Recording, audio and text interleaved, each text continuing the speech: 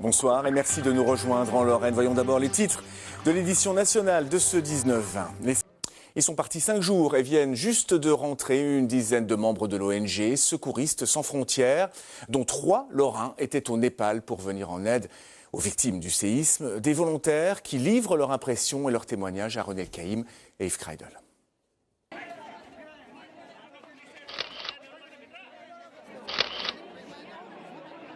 C'est simplement pour extraire un cadavre, hein. Une personne décédée. Mais bon, pour eux, c'est super important le deuil. Là, voilà, même ça, on est obligé de se donner au maximum pour la sortir. Le processus de mort là-bas fait partie de la vie, aussi fortement que la naissance. D'un côté, les photos défilent dans le calme feutré d'un salon. De l'autre, les souvenirs, les anecdotes se bousculent dans l'esprit de Dominique, chef de mission pour Secouristes sans frontières.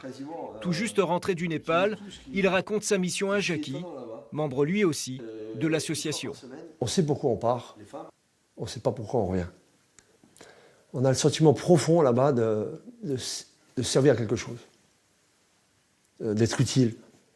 Ici, on fait partie d'une société de consommation, on travaille, on dépense, on travaille, on dépense. Là-bas, on se donne aux autres, gratuitement.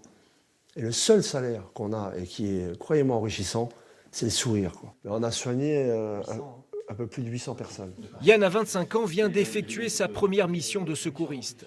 Sa maîtrise de l'anglais lui a permis également d'être l'interface entre son équipe et les autorités. Sauvetage, déblaiement, soins, il a beaucoup fait et beaucoup appris. J'ai beaucoup appris de cette mission et au moment de partir, c'est vrai que je me suis posé la question il reste du travail, pourquoi on rentre? Mais bon, ça fait partie du processus. On est une équipe d'urgence, on a un travail qui est, on va dire, dans la phase chaude, vraiment en aigu de la catastrophe. Après, c'est à d'autres équipes qui ont d'autres spécialités de prendre le relais. Au Népal, l'équipe de Secouristes sans frontières est restée 5 jours, laissant sur place près de 8 000 € de matériel. Les dons faits à l'association sont leur seul moyen de subvention. Et comme le précise Dominique, ça a été un échange, c'est ça le beau de l'humanitaire. Ils nous donnent ce qu'ils peuvent, ils nous aident comme ils peuvent, et nous, on fait tout le reste. Le peu qu'on puisse faire. J'aime à dire qu'on apporte une fleur sur un tas de décombres. Et c'est la fin de ce 19-20. Restez bien sûr avec nous. L'information continue en Lorraine avec En Moselle, votre édition locale de Metz. Et quant à moi, je vous retrouve pour C'est en Lorraine et la deuxième partie de notre document consacré à Régine Jacubert. Très belle soirée à vous.